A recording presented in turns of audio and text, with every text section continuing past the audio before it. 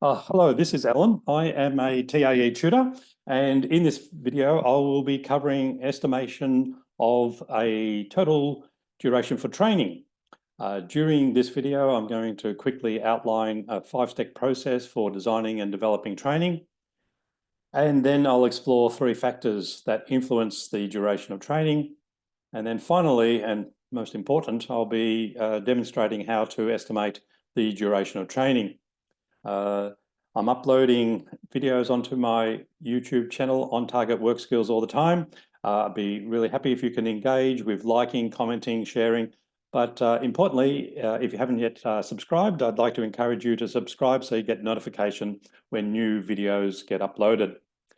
Okay, the 5 steps about designing and developing training, I'm just showing on the screen there now, where we start off with estimating the duration of training, then developing a preliminary training agenda, developing a training matrix, sometimes this might be known as mapping, document the training plan for a unit or cluster, and the 5th step is about developing training session plans.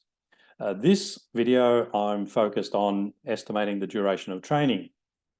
3 factors that may influence the duration of training can be a term called amount of training, and another term which is called nominal hours, and a 3rd factor is competitors, and I'll have a look at each of these three things now.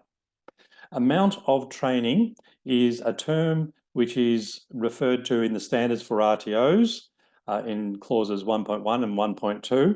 Now, the standards for RTOs are the regulations that all RTOs must comply with. And in this document, it talks about the amount of training provided to students must be sufficient. Training comprises of any formal learning activities that's provided to the student, and it includes all the supervised and specified activities. Now, just as a note here, if you are doing your certificate for in training and assessment, you will be needing to plan training. Those training plans that you will design and develop are for group-based learning where a trainer will be leading that group. You are not going to be planning a self-paced online learning program. That would be something that would be covered in the Diploma of Vocational Education and Training. It's not covered within the Certificate for in Training and Assessment.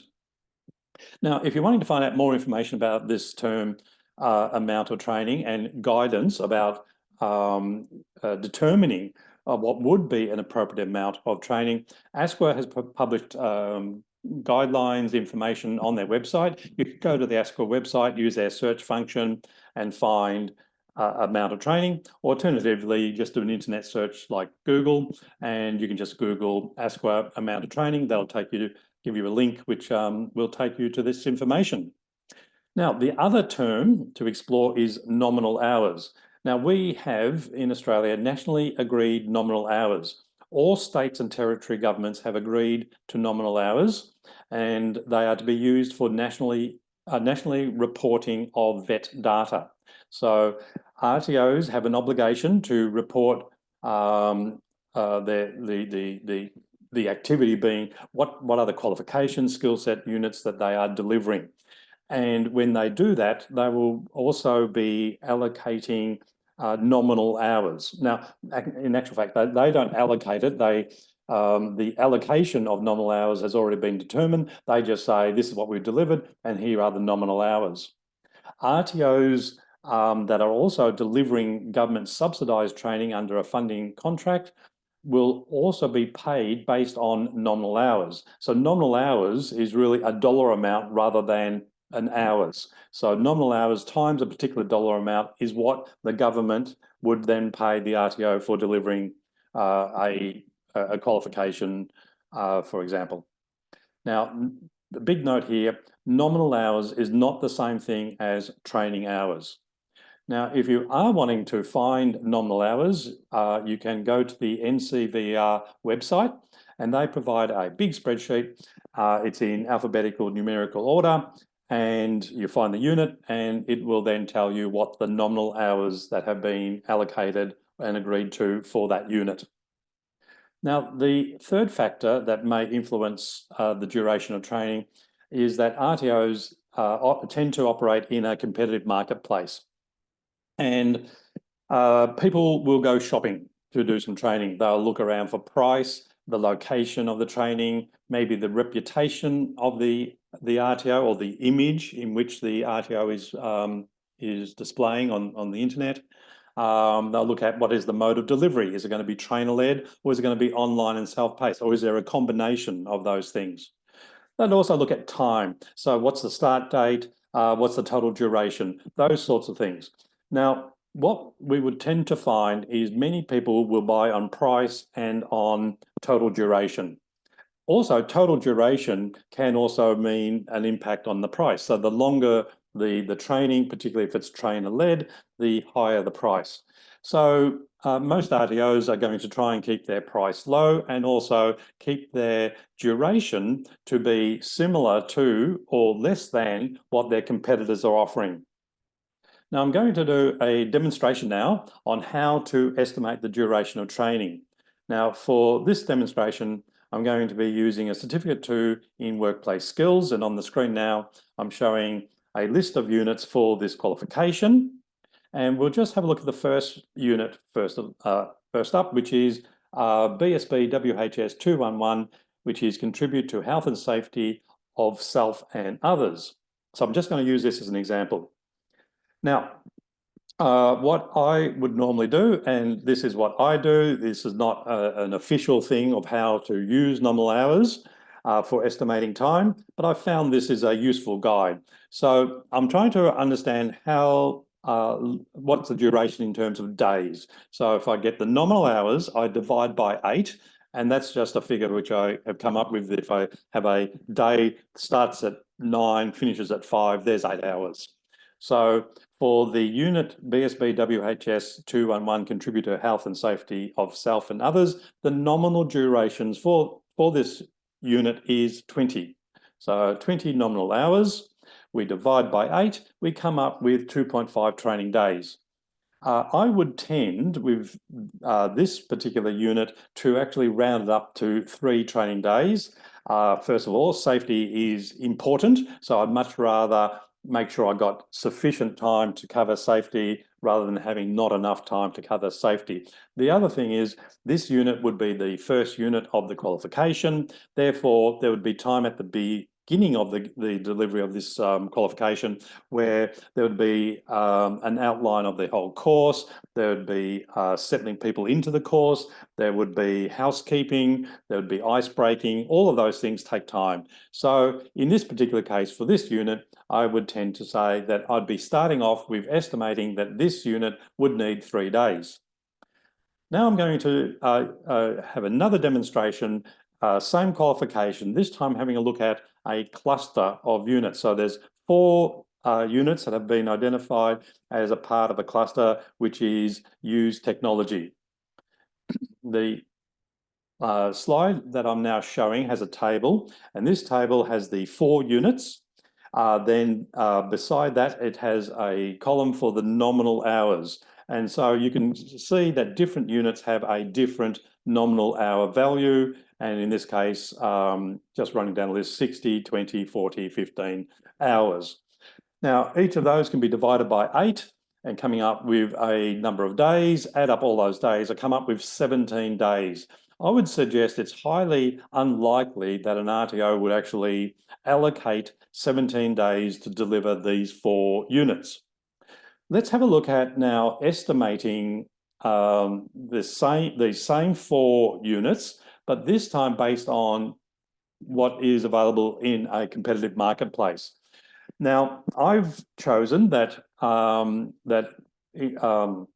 well, the context in which these 4 units would be delivered would be in an office environment in which they have Microsoft as their software applications.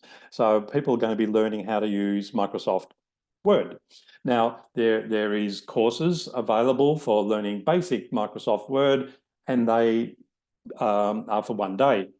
There's a Microsoft Excel basic course, and that's for 1 day. There's a Microsoft PowerPoint course, and that's for 1 day. When looking at Microsoft Outlook, that is to be just really about using it for email. Let's say that would be needing half a day. Office equipment, which is things like using the copier and printer, can be using the phone system, can be using things like laminator, binding, other sorts of office equipment. Let's give that half a day. Putting it all together, we're practicing, we're going to create, say, a Word document, and we're then going to email it to somebody. Then we're going to get an email reply, and there's going to be an attachment, and we're going to print that attachment and make multiple copies and maybe bind it or something like that. So you're going to put it all together so that people are going to be performing normal tasks that you'd expect them to be performing at work. So that comes up with a total of 5 days.